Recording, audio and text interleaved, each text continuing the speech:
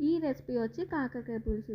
అబ్బా! ఇదెవరు తింటారో అనుకోకండి. ఒకసారి ఈ స్టైల్‌లో ట్రై చేయండి. ఫస్ట్ నీట్‌గా కాకరకాయలని పైన చెక్కు తీసుకొని కట్ చేసుకొని పక్కన పెట్టుకోండి. అలాగే ఒక ఆనియన్ 3, 4 పచ్చిమిరపకాయలు కట్ చేసుకోండి.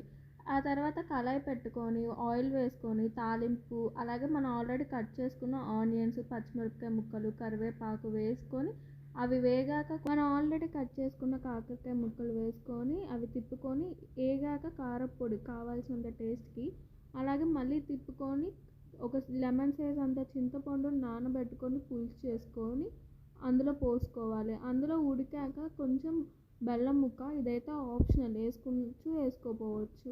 ఈ రెసిపీ అయితే ట్రై చేయండి. ఇంతలోకి ఆ పులుసులో ఆ కాకరకాయ ముక్కలు ఉడికాక లాస్ట్‌లో కొంచెం కొత్తిమీర వేసుకొని రైస్‌తో అయితే ట్రై చేయండి.